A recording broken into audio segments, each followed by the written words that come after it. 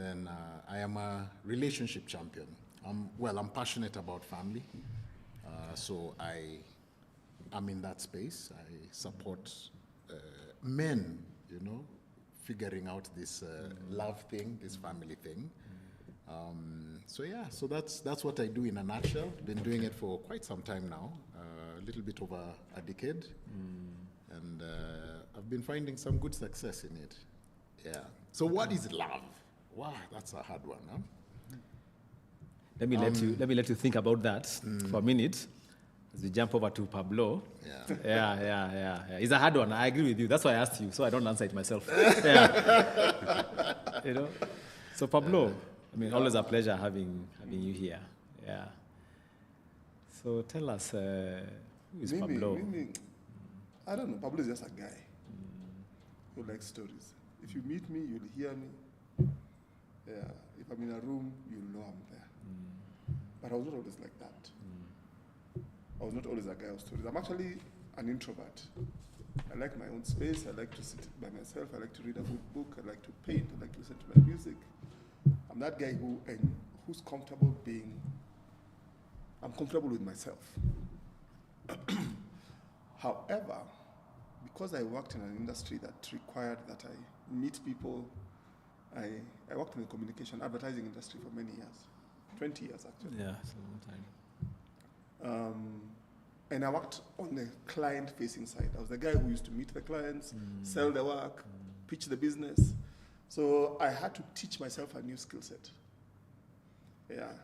And earlier on in my life, I also found myself at the forefront so I used to lead worship, for example, at Nairobi Chapel and at Nairobi Baptist. So those jobs, because I loved music, those jobs forced me. They put you out there. Yes. So I had to teach myself a skill. How do you be this thing in front of people and be authentic there? So the art of telling a good story is a thing I have practiced for years and years and years and years. But now, it's the thing I do to make a living. Yeah. All of me put together boils down to storytelling. Yeah. I tell stories about life. I'm a practical guy. I'm not a guy of theory. The stories have to mean something. They have to be about something. And they have to be about someone. Because relationships are what make the world go around. And today we're talking about love, which is at the very nexus of what relationships are. Yeah. So what is love? We're about to find out. About to find us, yeah. Thanks, Pablo. And I like hanging out with you because we connect on the storytelling part. Yeah. Because I do storytelling also through a blog that I have almost for 10 years now. And so thanks for that. Bwana Guguni has a Promise Keeper program. Ulsa ni kama evangelist. Promise Keeper. All of you who promises will be broken this week. You can help you recover. Karibu Wycliffe. Thank you so much. Tell us a bit more about yourself. It's a pleasure to be here, first of all. I'm so grateful, really appreciate having me in. And I'm excited about this conversation. So a brief about me is that I'm a father. I'm also a husband. And like he said, I do a lot of different things. And one of the things that I do is I'm the country director for a program called KETIL, which focuses on nurturing young leaders in developing countries between age 18 and 26 when they're just making very important decisions in their career, what they want to do in their lives.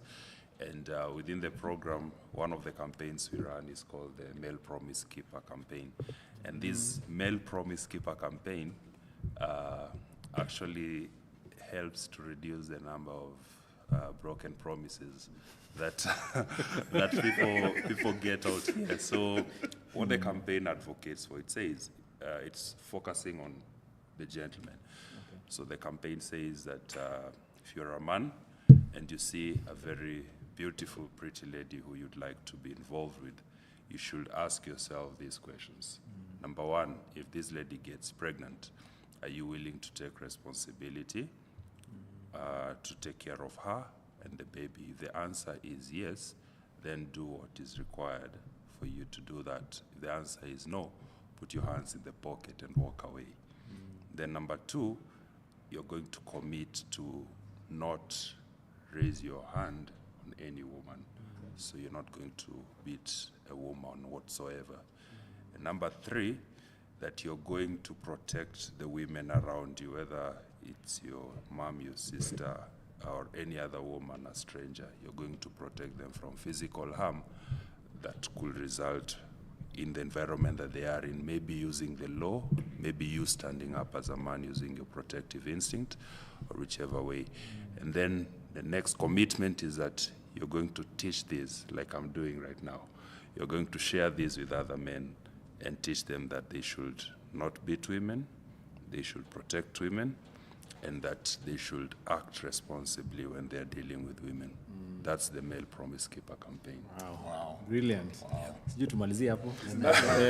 That's drop like Yes, that's yes, lovely. yes. Yeah. I mean, I'm just thinking about what we've been seeing, these cases of femicide. Yeah. You know, just men butchering. Yeah. And it's just horrible. But I remember something I read somewhere that a hurting person Will hurt. hurts others, you know? So almost this guy who has done this horrible thing, are they hurting? And like you said, it could be a love thing. Either they didn't receive love, or they received a fake version of love that makes them do this, yeah? And we'll talk about that. So back to you, Pastor Emmanuel. What is love? So I didn't hear what these other two gentlemen said because I was trying to think, what is love? Hata watajibu. I was thinking, you asked me the hardest question. You know, as a man, and I think anytime you mention love, first of all, dictionary, if you look at Oxford and Merriam-Webster dictionary, it talks about deep feeling, deep emotion, deep, stuff like that. But the more and more, I think, and I was sharing earlier how I've been married for 23 years, and I've realized that love really is not even about feelings. Feelings are very fleeting. Transient. And now more and more, my definition of what I think love is going more the biblical way. And the biblical way just puts it a very simple way, that, it's an action, as in it's a verb, that we choose to do on a daily basis, and it's founded on these two principles, on these two pillars. The first one is patience, and the second one is kindness. And basically what it's saying is that patience are the things that we do to protect us from creating the conflict within the love. This is the part where we are removing whatever logs from the fire to allow the fire to simmer down, so that we have a setting or an environment that is conducive to carry on with whatever conversation or relationship that we have. But it's also kindness, which is the intentional acts that we do to show someone that we love them. It's the gentleness, it's the, all those other things that are involved in kindness, the intentional acts of love. And I guess that's where now, these other things that women struggle with in terms of, giving flowers and chocolates and all that come in. But I think it's more than the flowers and the chocolate, but I think it's more about the nurture, the kindness, the thoughtfulness, and all those things that are encompassed in that pillar of kindness that now allow the person who we are giving it to know that we truly care about them and we are about them. Okay. Yeah. Thanks for that. So, Pablo, is love a myth?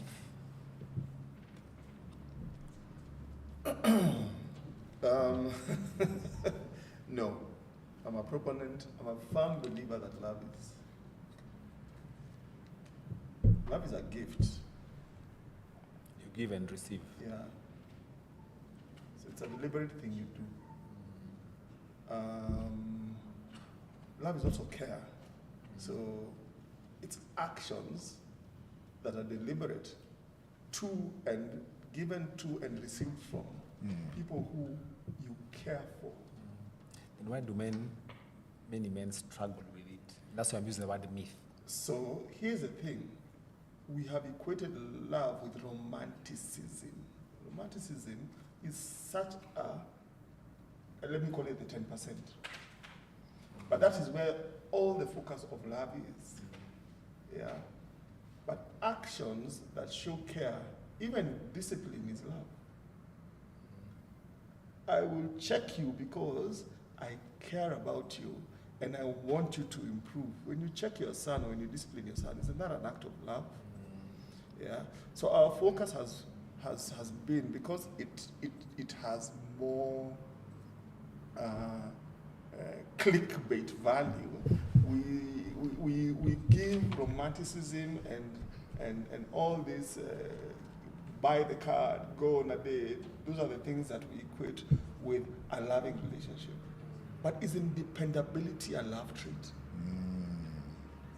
Isn't knowing that the rent will be paid on time, every time on time, a love thing? That you will not sleep outside, that there will be food on the table every day. Many men don't see it that way.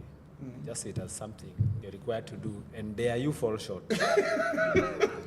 So those are love actions. Yeah, they're love action, but I'm just saying, I don't know what you gentlemen think, that to many men, this is why you're here, guy. Yeah. Do this, yeah. So tell me, love, like, what are you talking about?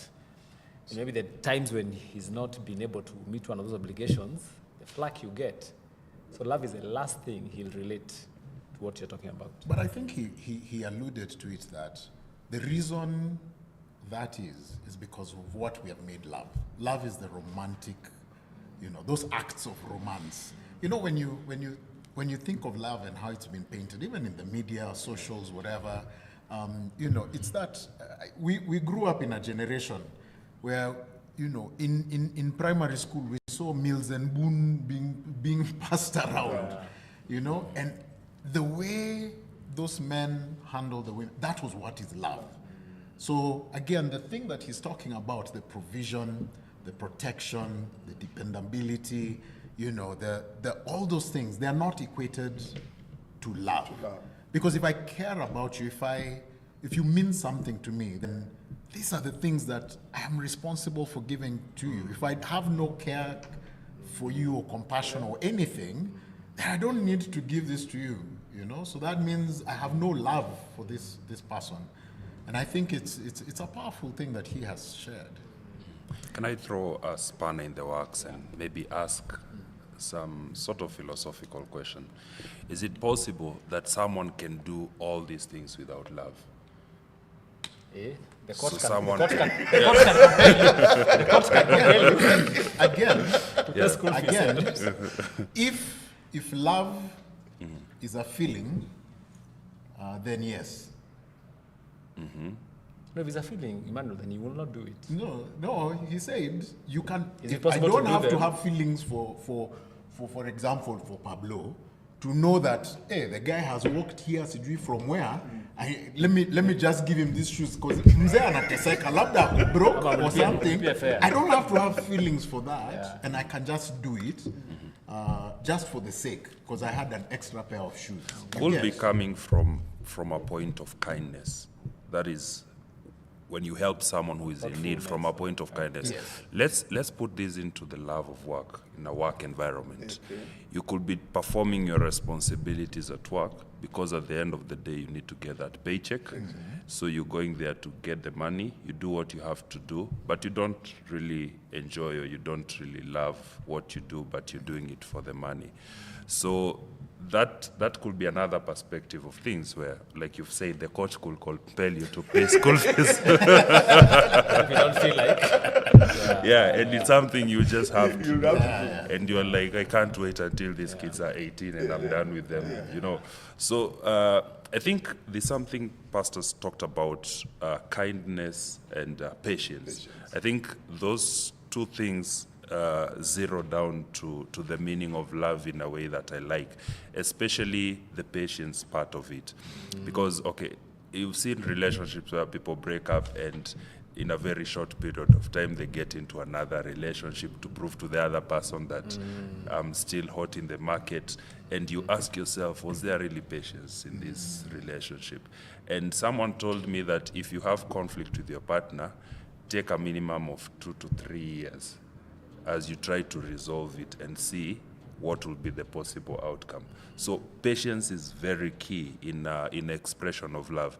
And maybe just to add into what my friends have talked about the definition of love, I think love is an extension of grace. So there's a lot of grace in love, and it is a gift of oneself. You give yourself to someone with a lot of grace, so that you are willing to be patient and kind to them even when you're not supposed to. So that's how I would look at love, an extension of grace. And that is how God expresses his love to us. And I think that is how he expects us to express it to our children, our friends, our spouses, as an extension of grace. So that means love is not easy. And you're right, because it goes against the grain. The grain. Yeah. It goes against the grain of how we are wired. Huh? Yeah. We are constantly looking inward, thinking inward. I'm thinking about my needs, my wants, my achievements, my this. So thinking about other people, unless I have to think about you, unless you're directly under me, like my wife and my kids, or my siblings, who I'm the firstborn. Pablo, you'll sort yourself. Lucas, you'll sort yourself. You're a grown man.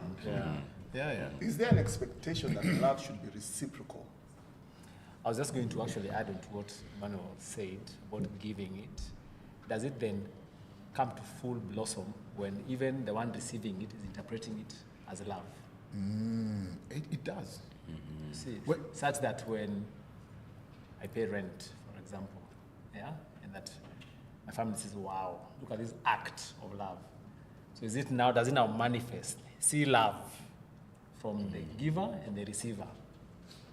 I think so, because when we talk about love in most situations, when you ask what is love, the immediate reaction to majority of people would be, how do I view love being given to me?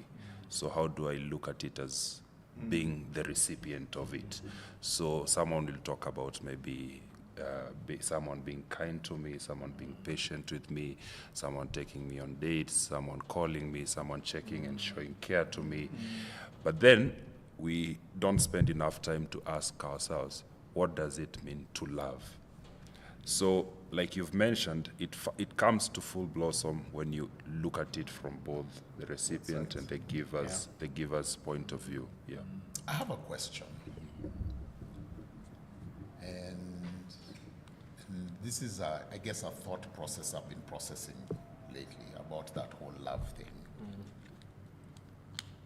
And it's based on that question that you've just asked. Does it come to full blossom when I feel? I agree with you that yes, it does. But what if it doesn't? Then does that mean that nullifies love? Love.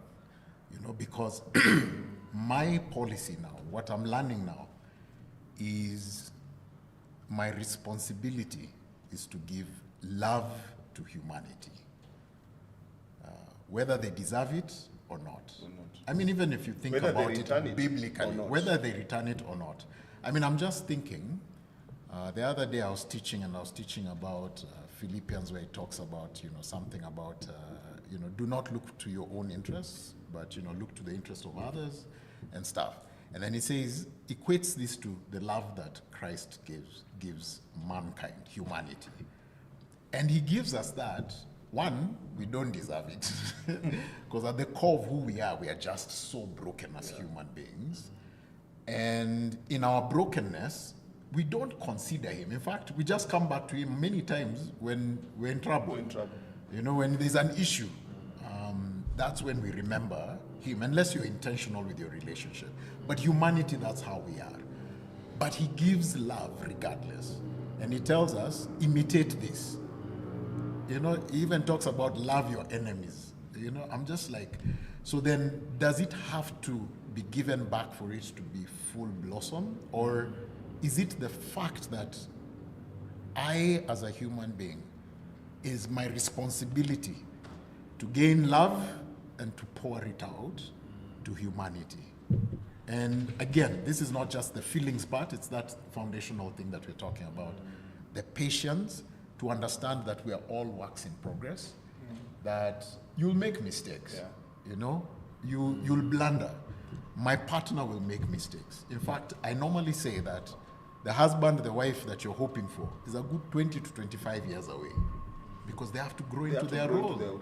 Yeah, they have to grow into their role. And then curveballs are constantly being thrown. A child is thrown here in the mix, and that child brings a whole whatever different thing. You as the man, you're feeling left out. Ati sasa hawa wako na relationship mimi ni nini. And a second one, then they go to school, and then parents become unwell. You know, life is constant. You lose a job, business just fails. Something is constantly happening, and we're constantly adjusting. And as a result, this person is changing until you actually settle into, you know, like we are in our 15 years old, you know. You know, it's no secret. You know, we're on fifth floor. We're on fifth floor. And being on fifth floor, you're so much more settled in the way you think, the way you do things. You've understood purpose. You know, this guy has known now, I'm a storyteller. I don't need to go and prove to people I'm engineer, doctor, you know, president so-and-so. Life simplifies. Life simplifies. Now you've understood this purpose. I want to give back. You're a coach. You're doing the same thing. You know, coaching, men, you know. And I think at that point is when you get to your equilibrium, and you're constantly changing. So my thing is, as that person is changing and morphing and making their mistakes and doing all that, and upsetting and frustrating you, and there's conflict in the situation, do we deny them of love, or so we constantly give them that love? So it's a thing that is our responsibility to constantly give, and it doesn't come full circle if they don't return it. Okay. And maybe just to ask a question following on that, or maybe to make a comment. So he's talked about seasons, that love ebbs and flows because of our very nature, that there are going to be highs and there are going to be lows, and that should not affect the object of our love. That sounds theoretical. Yes, so the constant is, you love me regardless. Yeah. But we all know, and this is now where the practicality comes, because of the seasonality of how we are, love can end. Love can die. Yes, love can die. Or love can go blind for a while, so that you don't see each other. And so that you can damage each other in a relationship like that. So my question is this. One, and maybe I want to hear from all of you this one. What's your first love experience? Whatever that is. Yeah, so what is your first love experience where you're like, oh, I feel loved. What was that? And then two, when love dies, how do you reignite? What is the opportunity for second chance love? Can you find that equilibrium again? All right. I think first love. Me, I think what has gone back. I don't even know if it was a love, but it was primal. And I think about the feeling. Infatuation. The feeling you feel when you it was infatuation. Behind the home science class, I still remember. Are you sure you want to tell that story? You know? And like, wow, you know, you go home, you are thinking, remember those two writing pads? Yeah. that had like a picture at the corner and what. So was that well infatuation or whatever? But that was the feeling. Now I'm describing the feeling. Yeah. Could have been infatuation, whatever it was, but it was the feeling. Yeah, that's the far back I can remember. For me. I remember my experience also in primary school. The experience of love was walking home together. Just from school, going back home, telling stories. And I think during that time when you're young and you're like boys talking and like, did you walk with that girl home? And you're like, yeah, I did it. How did it feel? What were you talking about? And that was the whole experience of love. Hey, I'm trying to remember.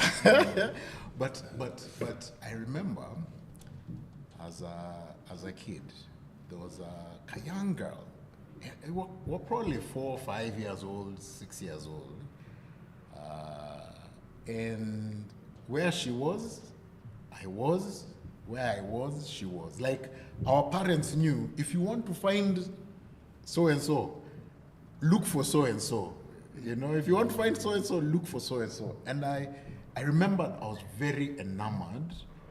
And we got along and played all sorts of games, or everything, chamama, chababa, everything we played at that age.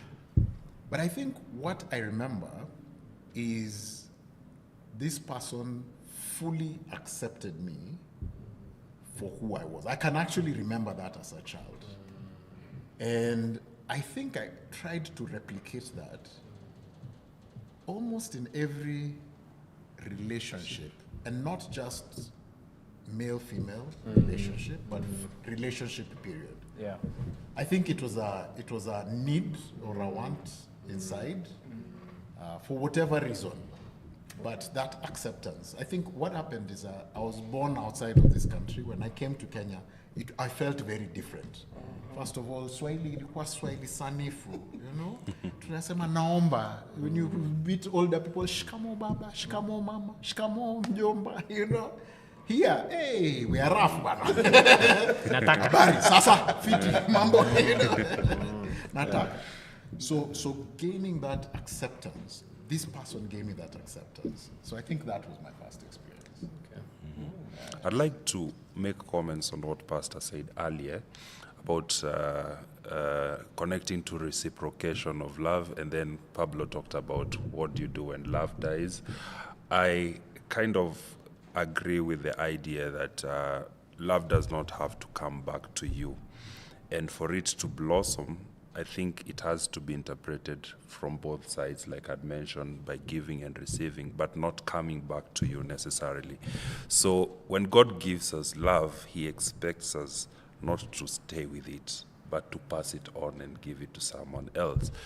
And this someone else that you give to does not need to deserve it.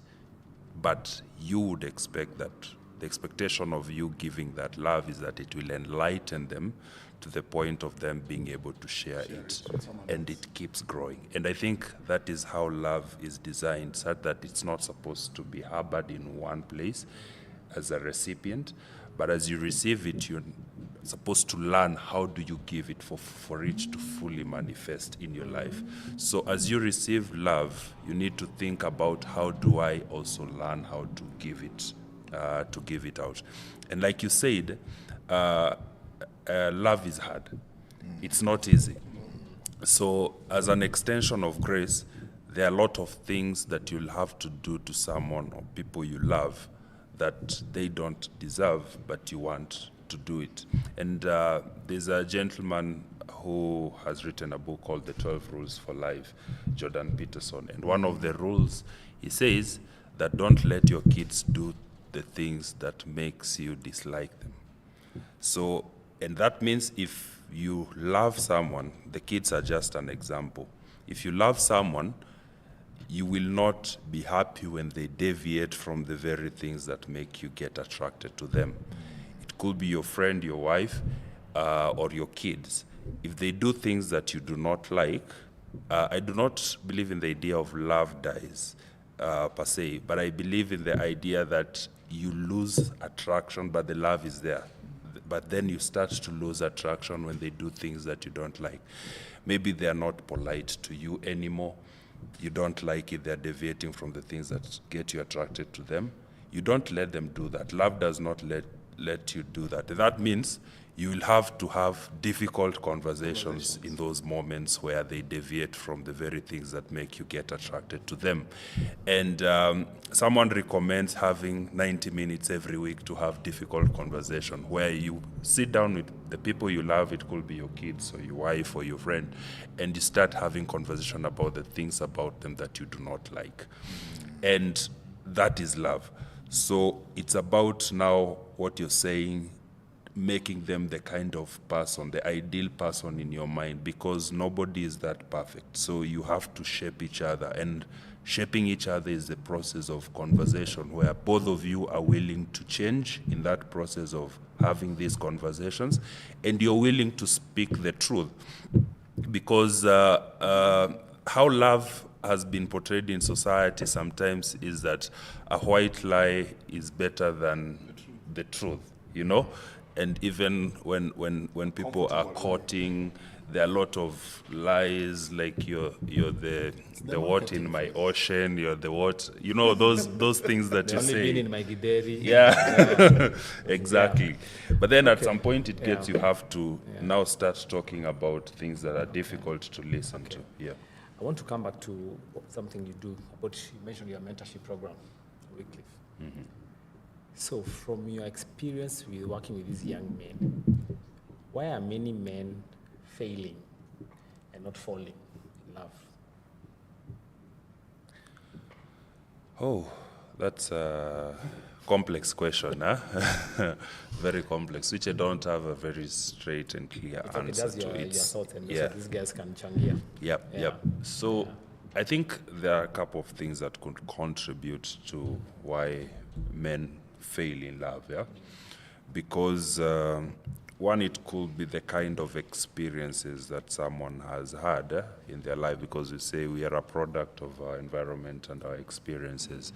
It could be how you've been brought up, the family environment, the kind of relationship you've built, and how you define building relationships, and so forth and so on. And I think within African society, or most societies, the value of a man is equipped to the levels of responsibility and respect that they earn in society. So men want to give love or express love where they most feel respected and where they see that they have responsibility, or they can take responsibility. So that's how men kind of express love in that. That's the environment under which men express love. Now, one of the changes that has happened to society nowadays is that women can take some of the responsibilities that used to be just for men. So what happens to the man in that kind of environment? They feel like this is not a conducive environment for me to express love. So you find young men who are not able to take responsibility for the people who they should love, could be provision or one form or another, and then they feel they cannot express their love very well. Another thing, it could be parental and upbringing. So we have a lot of single parents nowadays, no role models, manly role models for the boys and how they grow up. And so how they express love kind of shifts and changes. If I'm brought up by a single mom and I see that my mom takes both the responsibilities of a man and a woman, and sometimes the responsibilities of a woman, she's probably not able to take them very well with me, then it means that my expression of love gets skewed. At that point, it will be different. So I think upbringing, the changes in society and the environment where men operate in could influence why men are failing in expressing love. I think it's a powerful thing that he has said, and I think it's very true. Over the past maybe 30, 40 years, women have been very intentional about empowering themselves and the other women. Whereas men, we've been comfortable for so long that we're not passing down the same, knowledge, values, roles, responsibilities to other men. We are not very intentional. This is why this forum for me is a big deal, because it's actually now rare. When we see men actually talking about this, we are excited about it. You even mentioned how it was sent to you like from Yeah. It was from all corners. Like the flyer is coming from, where will you happy? Me, I've just received it. Where did you get this from? So that shows there's a great need. There's a great need. And men are not talking. You know, you talked about earlier how there's femicide, men killing, men committing suicide. In one of the counties, there were 41 suicides. And they said of those 41, 2 of them were women. The rest were men. The rest were men. You know, so there's a huge issue in that. One, I feel like we have not been raised, cultured, taught, trained on how to be a man and how to love. Yeah. All right. But and then also, our societal and culture is teaching us men to suppress specifically our emotions. All right. Which is the place now we get to express the things that we express. So we do it destructively. Or one, we hold it onto it, or, you know, or in other ways, we have been taught we need to come up with the solution and bring the solution and not share the problem. So men, we don't talk about our issues. Like if I came here and, you know, I had an issue, I would say, hey, guys, man, hey, at home, hey, my guys, it's burning. And you guys will say, hey, for real, wife ameleta Jew. Say, hey, wife ameleta Jew. And then you'll say, hey, my guy, strong, tuko pamoja. And the conversation has ended. Right there.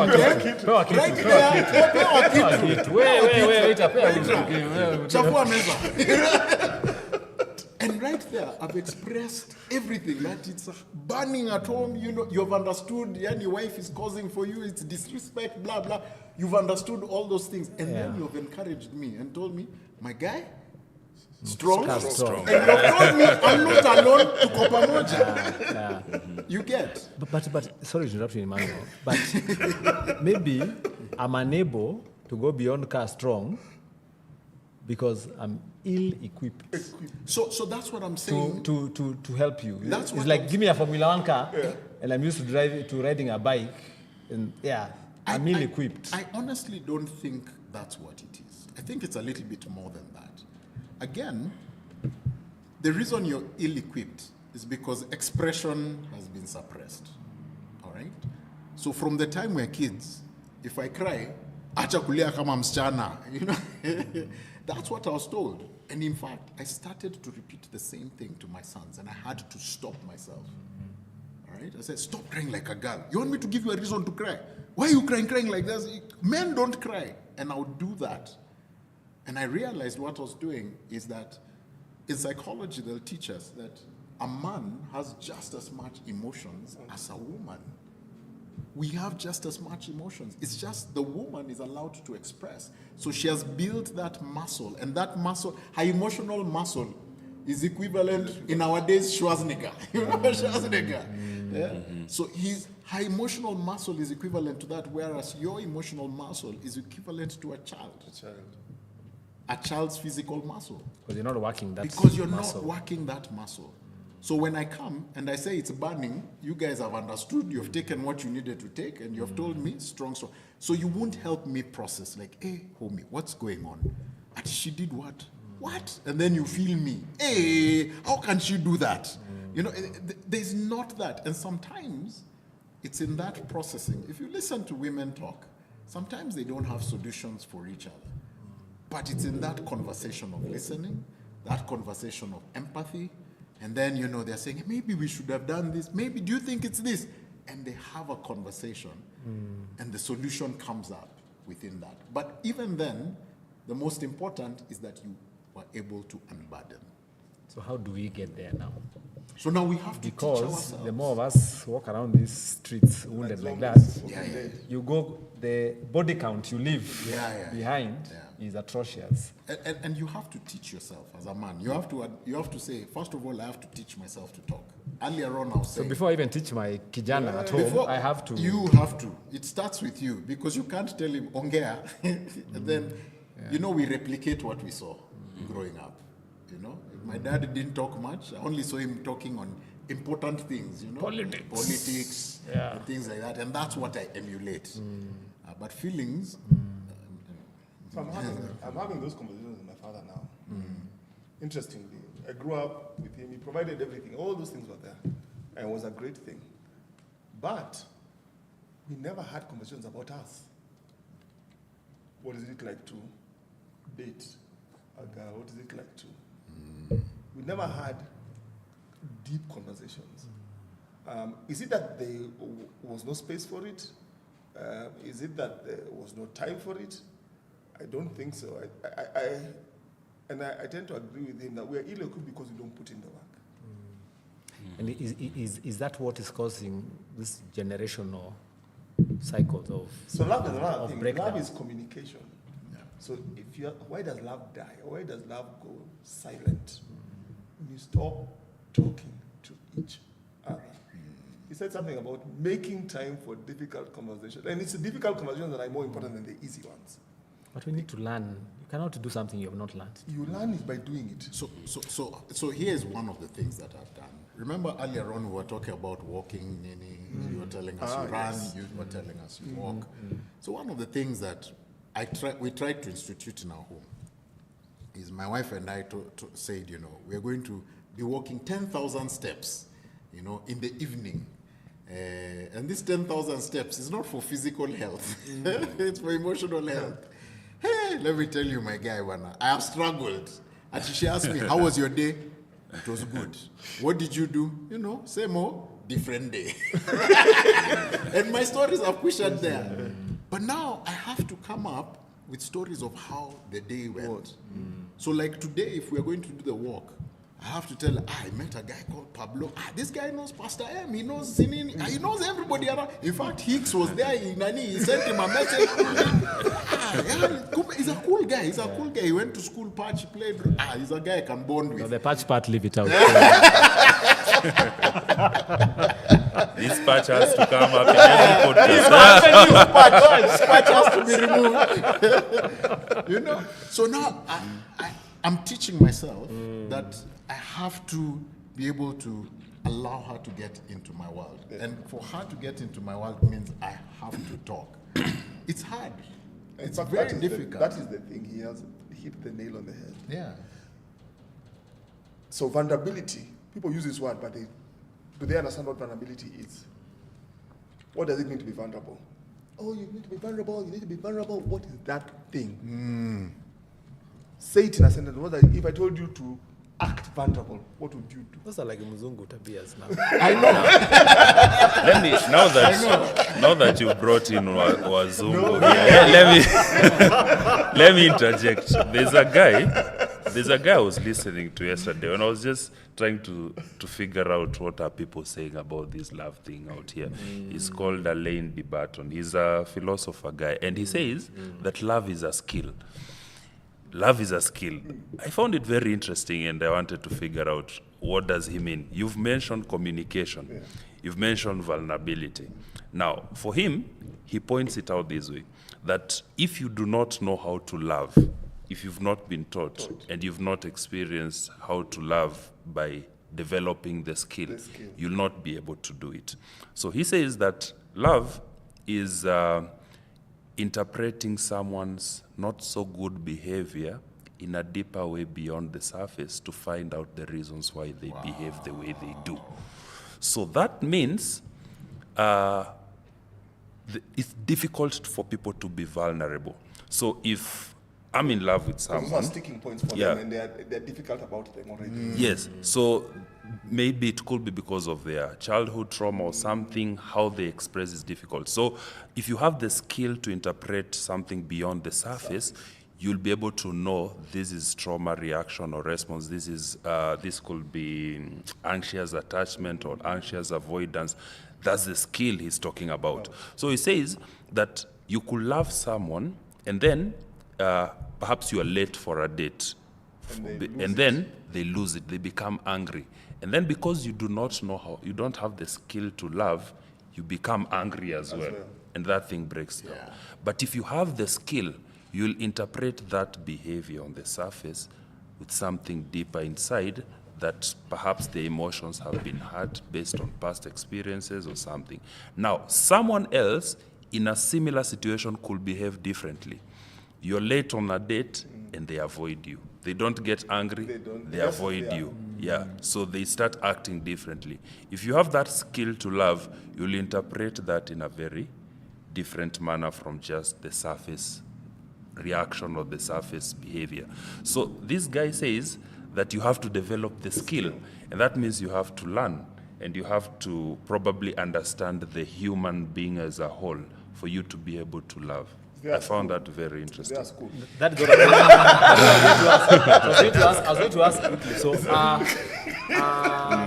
one of those 18 to 25 young men that you're mentoring, who's be 24, 25, has a young wife or partner with a child, he has like a hustle. In the complexity and the toughness of this Nairobi life, Who's teaching that guy how to love? how does he even learn that? Now, let me speak to them, perhaps, on how they could learn this. I think in the digital space that we're living in right now, there are a lot of opportunities for you to be able to gather information about as many topics as you want. If you just have to, first of all, get to accept that you need this and there's a problem and you need to get to understand yourself, majorly yourself. It starts with learning about you even before you start to study and learn others.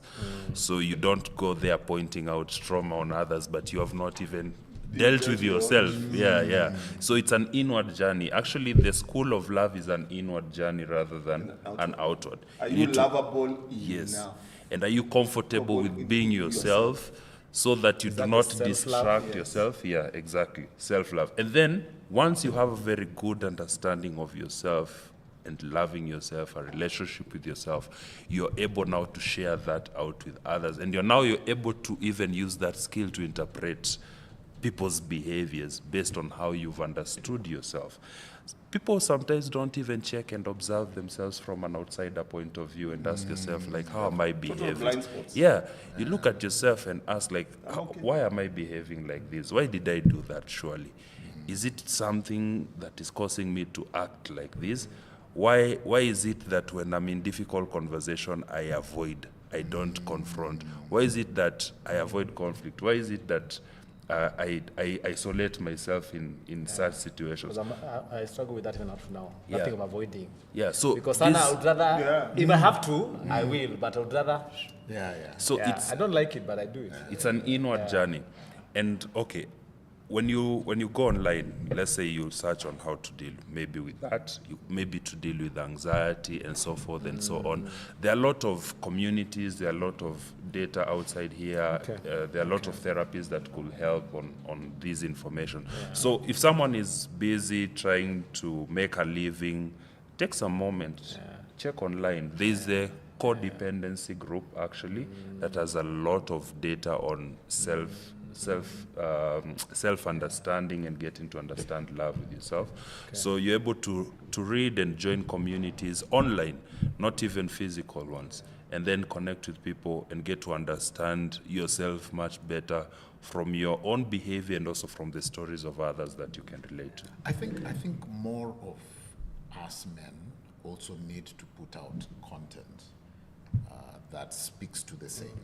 And the reason I say that is because you're right, there's a lot of information. But what information is that? And is it really helpful? Is it spreading toxic masculinity, or is it spreading the kind of masculinity or love or information that will build you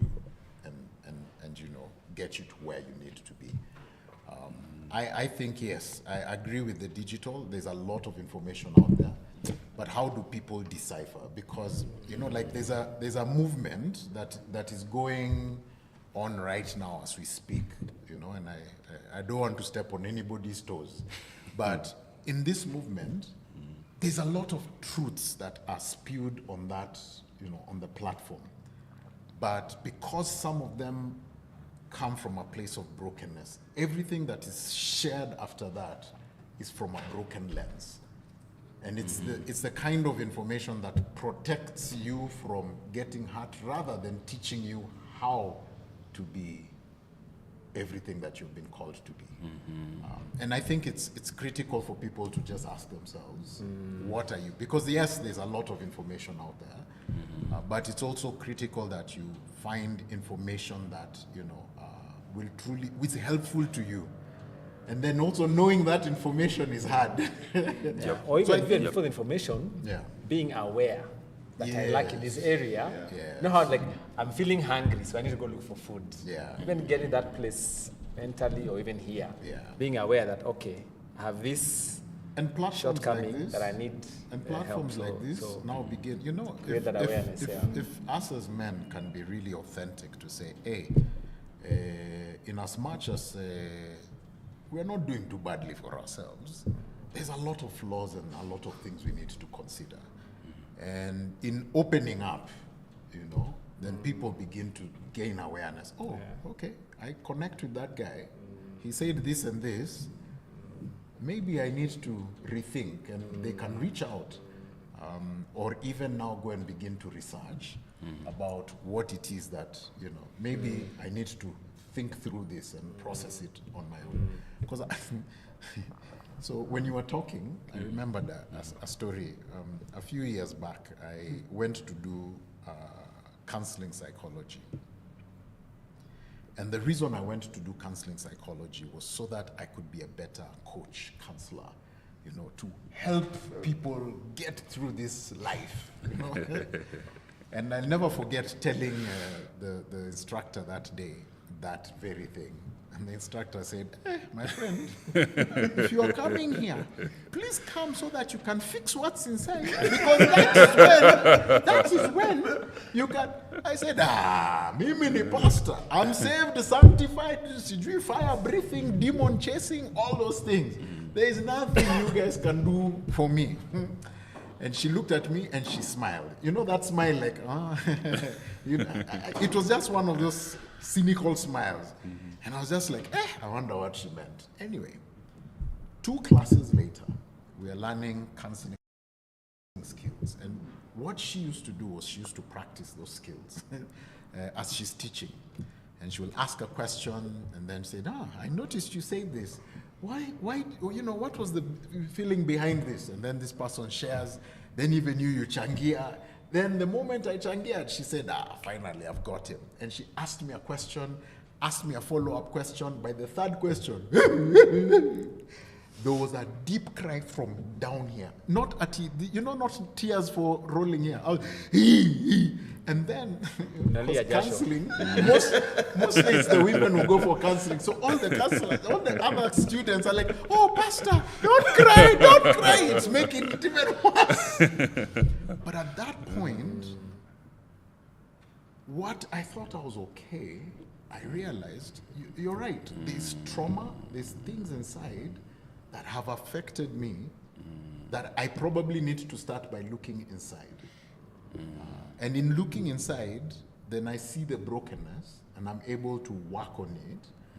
For example, in that session, I remember I learned where my trust issues come. As a man, I just hold you at arm's length. We can talk about Manchester United and Liverpool and Arsenal and Chelsea. We can talk about, Jubilees, UDA and all those people. We can talk about all this.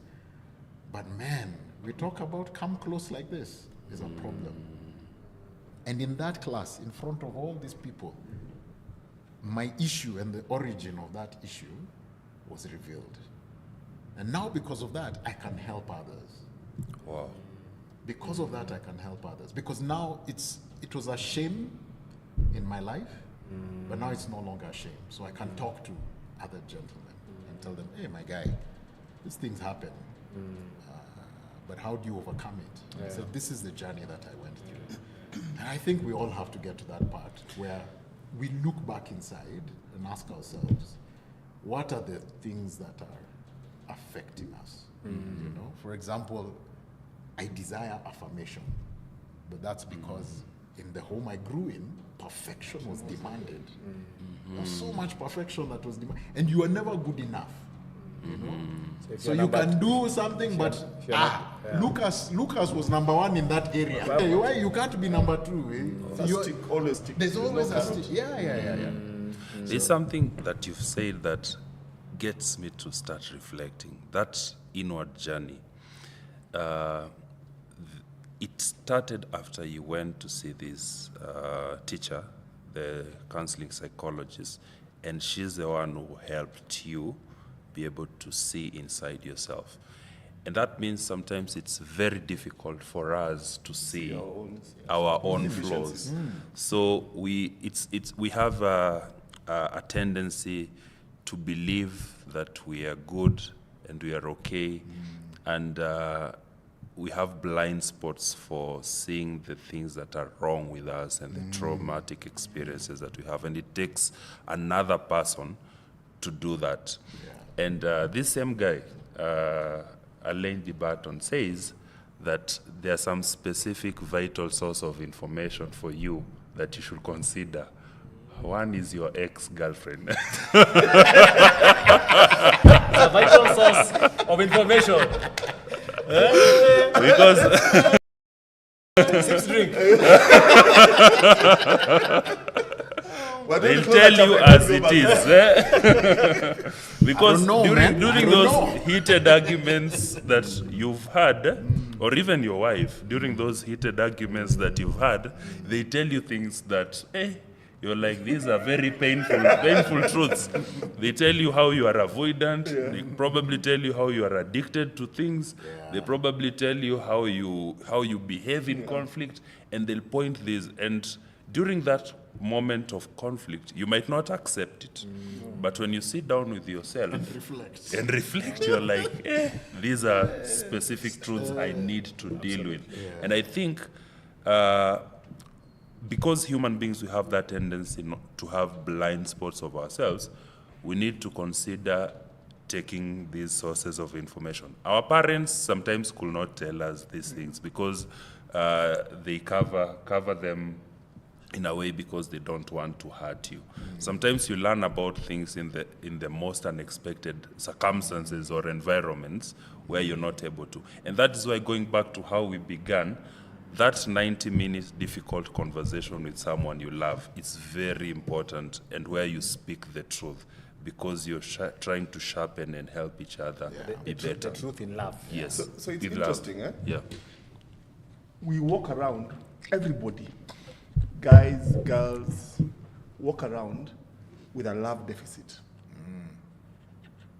We may be, the ones who are enlightened are aware that we have a love deficit. But most of us sound Fuliza. Yes. Fuliza mapenzi. So the people who are aware that they're in a love deficit are doing something about it. How?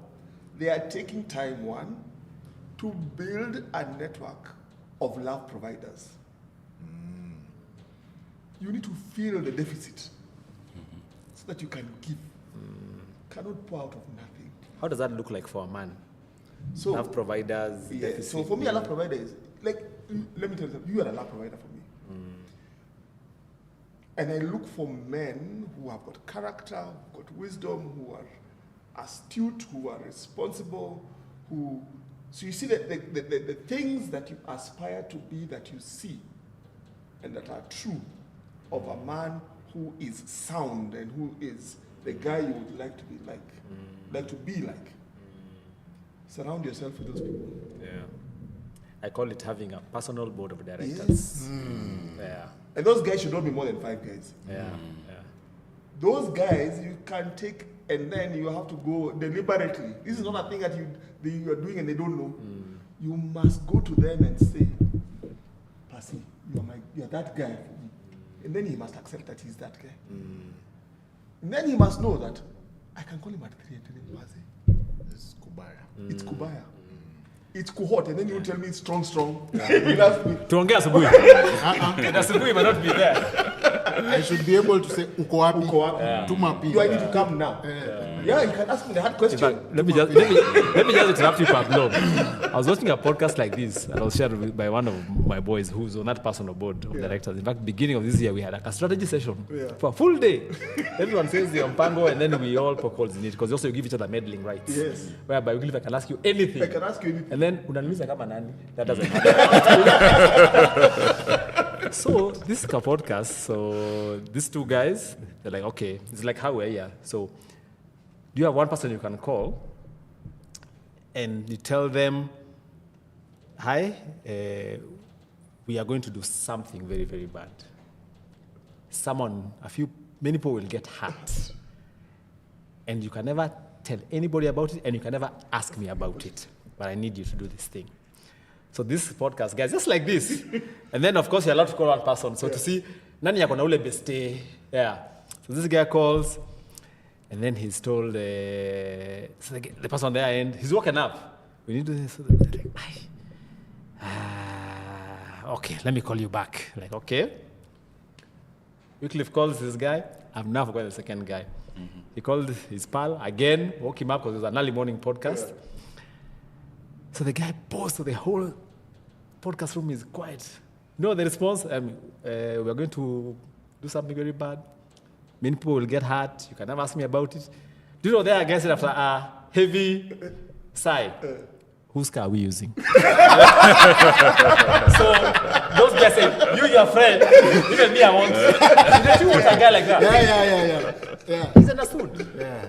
Just because, Emmanuel, you're my guy. Yeah. I'll join you in this that might hurt many people, and I'll never ask Hizo you. maswali zingine But just cause, tutaulizana baadaye. whose car are we using? Yeah, that was the only thing. The gari yangu ni gari yako. Tuende. Imagine having a guy like that. Because let me tell you, this love thing, why it's important.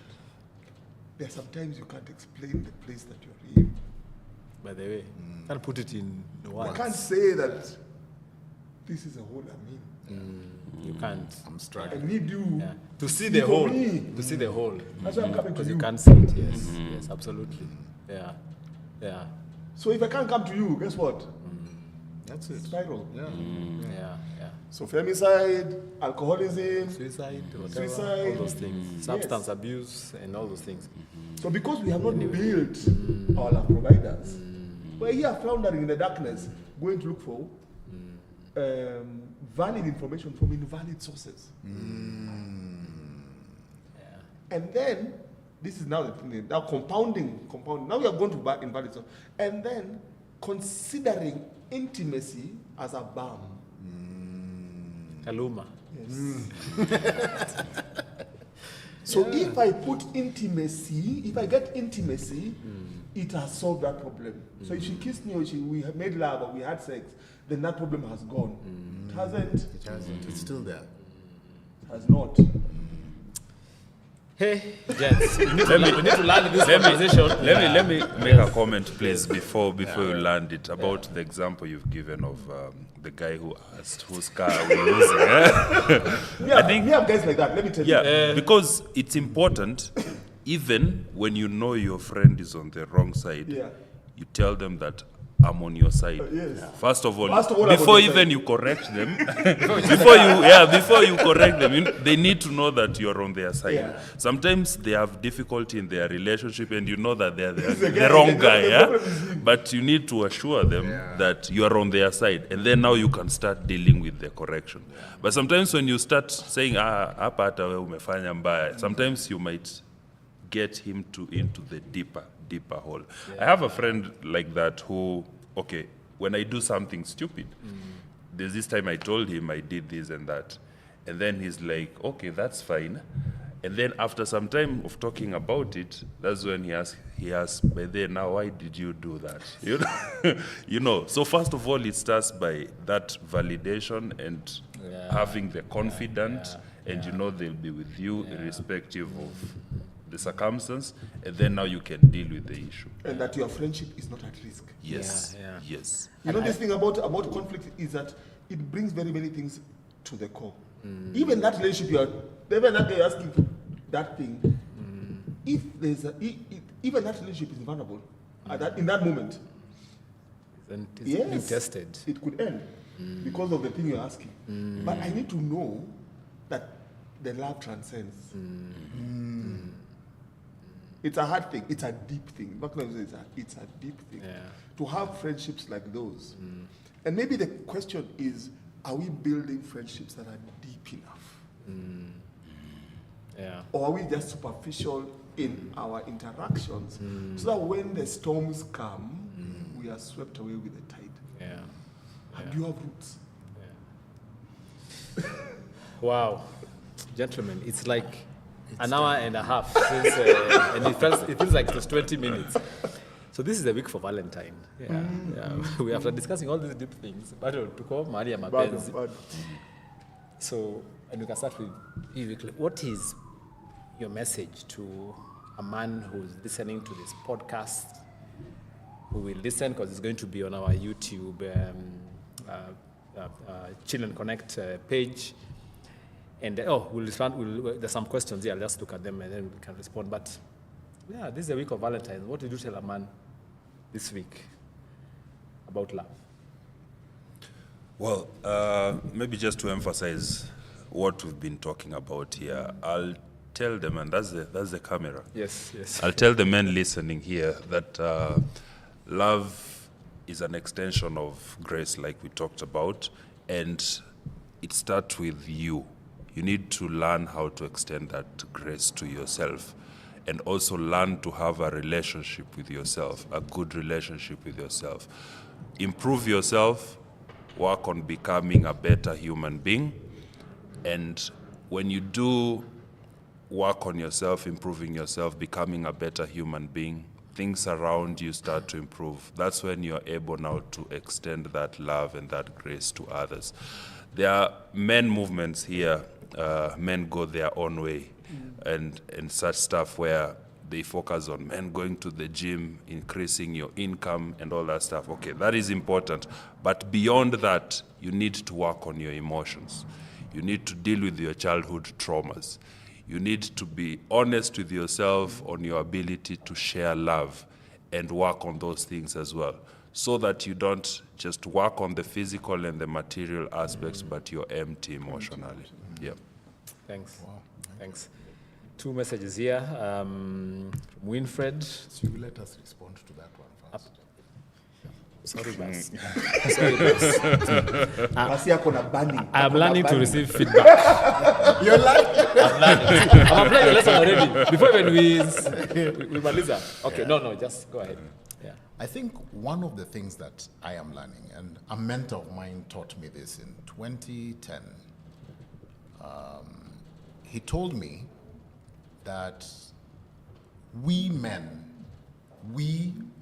not women, we as men have the responsibility to create the environment for humanity and for creation to thrive. He told me that, Emmanuel, you are equivalent to the thermostat in an air-conditioned unit, and the woman in your life, or the people in your life, the children, are the thermometer. You set the temperature, and they will tell you what kind of environment that you have set. And I think it's important for us as men, because were created to provide the rulership on earth. And that rulership comes from love, comes from care, from nurture, and leadership. And I think it's critical that everything that he said, Wycliffe said, that we consider it so that we can become the best version that we need for society. When we take our place, I strongly believe the dysfunctions in society will begin to simmer down. And that's it. Mic drop. Message to a man in this week of Valentine. So, my part in short is this. Before we take the questions, those ones will be as our... These are not, they're actually just comments, it's not Yeah. questions. Yeah. A man must lead. Must? Lead. So, our society is struggling because men are not stepping up. Not stepping up in many spaces where they should. Yeah? So they are doing things, they are present, but they are not active in doing those things from a position of voluntary action. You must lead.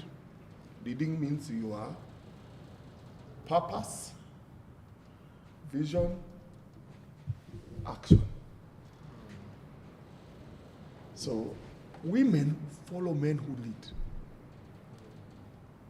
I think we were designed, the world was designed like that. When you upset that paradigm, you get a lot of dysfunction. That's why single parent families struggle. Because, not because the woman cannot do or the man cannot do on their own. There's a reason where our roles work best together. So a woman is different, a man is different. Our roles, when put together, amplify our value. So men, one of the biggest things a man is supposed to do is, you hear this in the head of the house, you lead.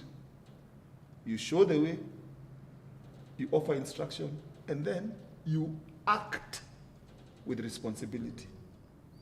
So love fails because those things, there's a dysfunction there somewhere. And because we are fallible and we are human. So here's the other thing. Wear your scars with pride. Don't fear them.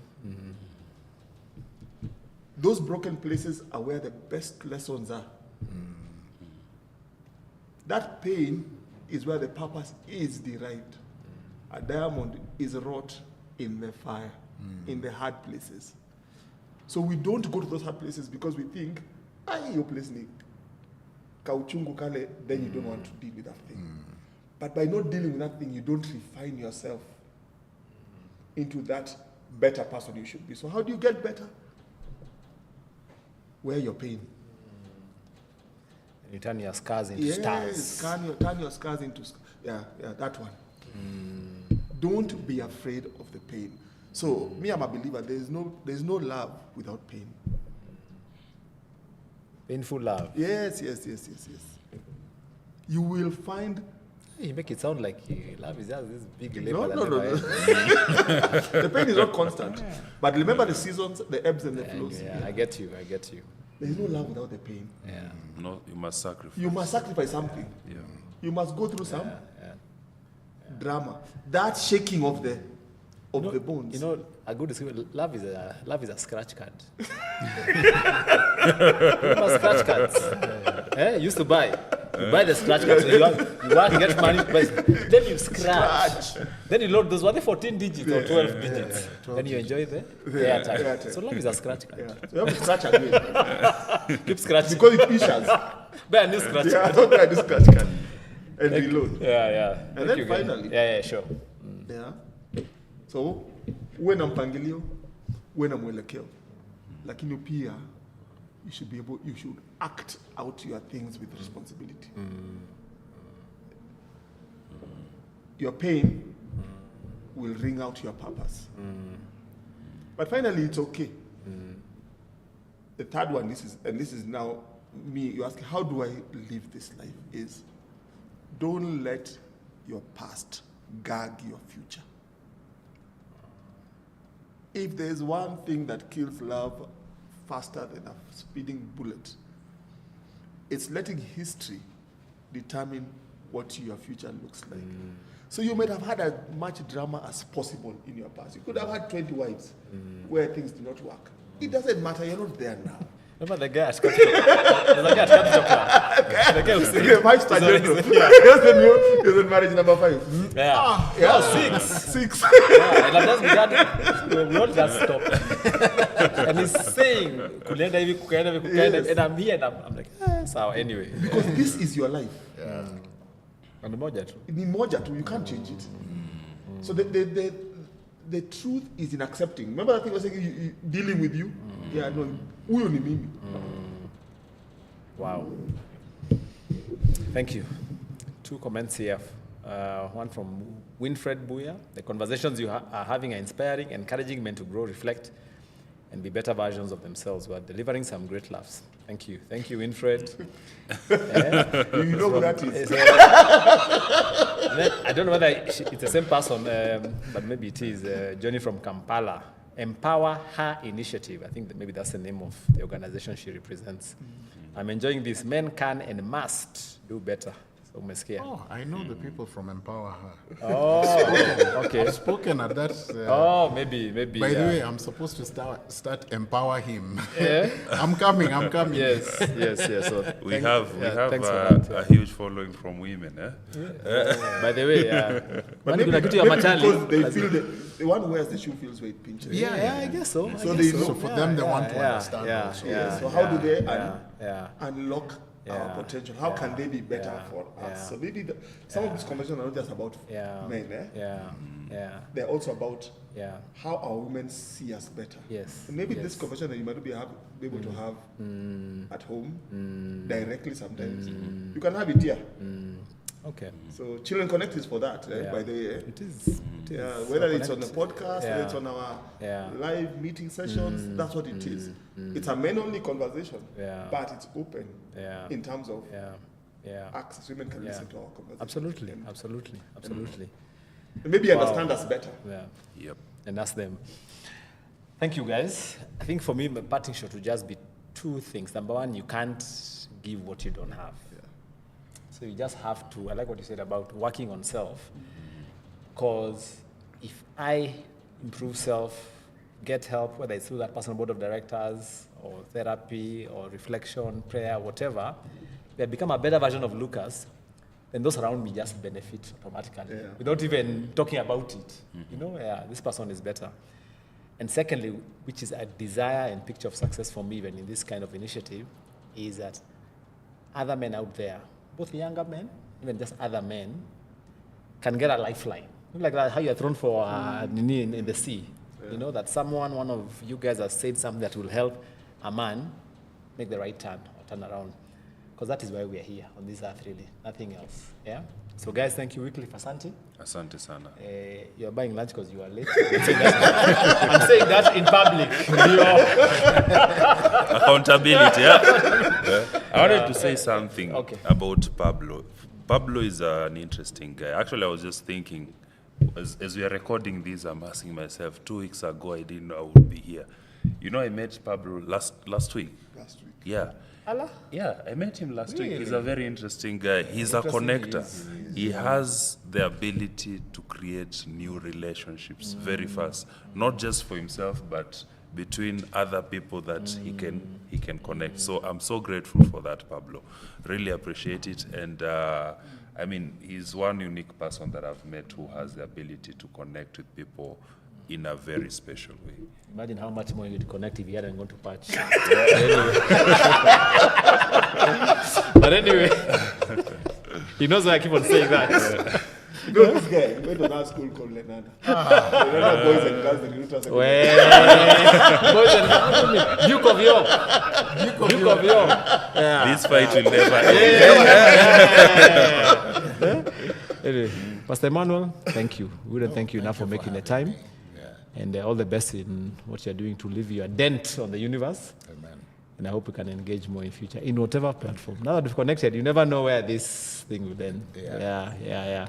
You have a story for us before you end, and he has a podcast that he runs that we need to. Oh, tell us about it.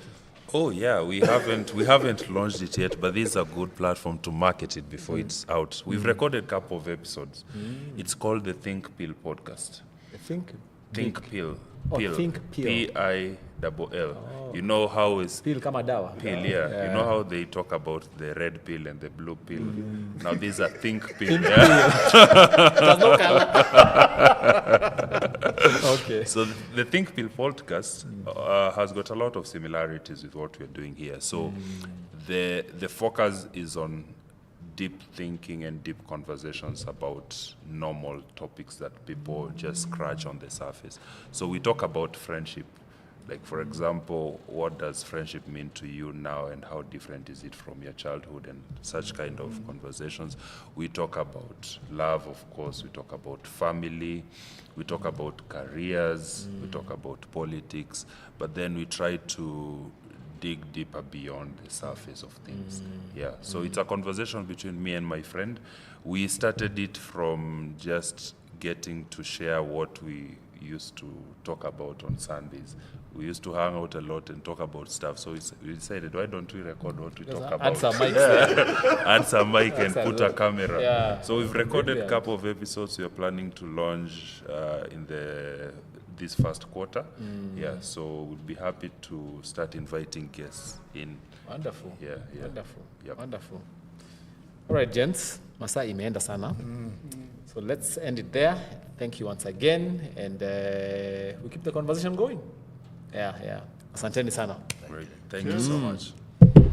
Yeah, and don't buy a coffee press.